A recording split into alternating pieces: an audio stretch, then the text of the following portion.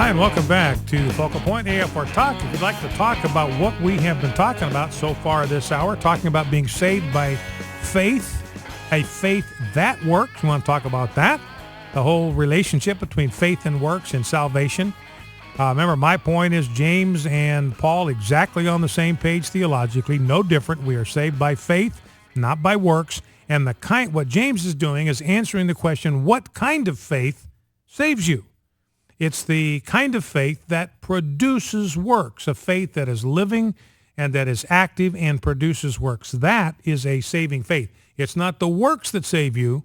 It is the faith that saves you, a living, active, dynamic faith that produces works. That's the kind of faith, and that kind of faith alone that can save us. You want to talk about that? We'll be happy to do that. You want to talk about the story about the cardiologist, about how just faith the size of a mustard seed can do great things because it's not the size of our faith, but the size of our God that matters, the importance of listening when God speaks and obeying him, even though that may be a rare occurrence. Like I say, it's only happened to me once or twice in my life where I heard God speaking to me in a way that was auditory, where it was very clear. I mean, I believe God speaks to us all the time. But it comes through nudges, it comes through impulses, it comes through thoughts that he releases into our minds. That's God speaking to us much of the time. Happens so subtly that we don't often recognize the process that's taking place. But listening to the voice of God, and then talking about the fact that Obamacare can, in fact, be defunded if enough people get on board with the Ted Cruz program. 888-589-8840, 888-589-8840 is the number to call, 888-589-8840.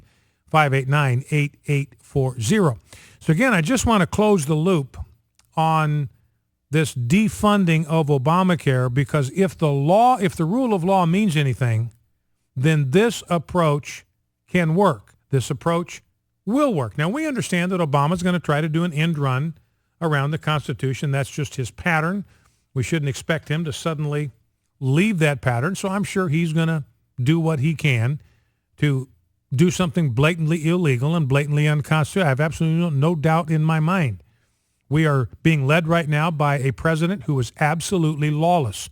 The rule of law means nothing to this president. It means nothing to his administration, nothing to his cabinet. It means nothing to the Pentagon that he's recruited to implement his policies in the military. So he'll try it. But the point is if the rule of law means anything, then this will work because the Constitution is very clear. No money shall be drawn from the Treasury, but in consequence of appropriations made by law. I'm going to say that again. This is the Constitution, words of the founders. No money. What part of no do people not understand? No money shall be drawn from the Treasury. I don't care whether you want to build an information hub. I don't care whether you want to pay Planned Parenthood to go door to door and sign up Democrat voters. I don't care if you want to set a federally facilitated exchange. No money shall be drawn from the Treasury. No money means nothing, not a zip, zero, not a penny. But in consequence of appropriations made by law, the appropriations have to be made by law. We know that funding bills have to start in the House, and they've got to pass both houses of Congress. That's how appropriations are made. Now, here's the point. This $1.5 billion that President Obama is asking for has not been appropriated. By definition, if he's asking for it, he doesn't have it. If he's asking for it, it has not been appropriated. And he can't have it, he can't use it, he can't spend it unless it is appropriated by law, unless Congress approves a funding mechanism for those expenditures. That's what the continuing resolution is all about. So unless that continuing resolution passes with this discretionary funding for the implementation of Obamacare, implementation of Obamacare comes to a screeching halt. Now, you still got the structure there. This doesn't repeal Obamacare. Let's be very clear about it. It doesn't repeal it. That's going to be work for another day. What this does is it stops the train in its tracks, brings everything to a screeching halt. President Obama can't do anything to implement this law if there's no funding to build these exchanges and build this data hub and send all these people out to go door to door. He's just got no money. Now, the only exceptions, according to this research done by the Congressional Research Service, the only exceptions to this rule is when there is, quote, a threat to, quote, the safety of human life or the protection of property. In other words, unless there is an immediate threat to human life or property, then there are no exceptions to this rule. You can't spend money unless it's been appropriated by Congress. And there's going to be no threat to life, no threat to property. If this doesn't go forward, life is just going to go on just like it is right now. There's no threat here, no imminent threat to human life. There's no imminent threat to private property. In fact, I would say it's the other way around. If there's anything that threatens life, it's Obamacare itself, because of these death panels that are going to have this panel of bureaucrats, 15 completely unelected, unaccountable bureaucrats, deciding whether you are eligible for particular services and procedures. They deny you, then you're toast. You're dead. Not a thing you can do about it. So your life could be endangered by Obamacare or the life of someone that you know and love. And the only threat to property here is from the implementation of Obamacare and its onerous taxes and penalties. So there you have it, ladies and gentlemen. If you haven't signed the petition, do it. Don'tfundobamacare.com. The number of signatures up over 200,000 now and growing by the minute. You know, originally when they started out, it's now up to 200,277 since we began talking about it just in the last 15 minutes. But when they started this signature, this petition drive, their goal was 200,000 signatures. That's what they were hoping for. That's what they were aiming for, because they understand that there's one way and one way only that this is going to get done. The American people, ladies and gentlemen, that's you and that's me. We are going to have to insist on it. We've had senators on this program. You've heard them. We've had senators on this program that aren't getting down with this program. They're against this effort to defund Obamacare. They're saying that it will not work. You got other senators that will not sign the pledge. You have other senators that have publicly said they are not going to support this effort. They're on record, and you can go to don'tfundobamacare.com and you can see where your senators stand on this issue, whether they have agreed to this pledge, whether they haven't made up their minds, haven't declared, or whether they are opposed to this pledge. So the only way this thing happens is if we get enough pressure from the American people, and that is you and that is me. That's the only way this thing is going to happen. You know, and we'll go to the phones here in just a second. 888-589-8840 is the number to call. Again, we can talk about being saved by faith and works, how that all works together. The story about the guy to whom God spoke, the cardiologist, how little faith he had, and yet what a big thing God did for him. And then defunding Obamacare. 888-589-8840 is the number to call. Now, what Obama's doing is he's got these teams of people out there that are trying to drum up support for Obamacare. They're going all over the country holding these events. And this weekend were the first events that they held, and it's hilarious. Here's a story from Politico talking about an event in Centerville, Virginia.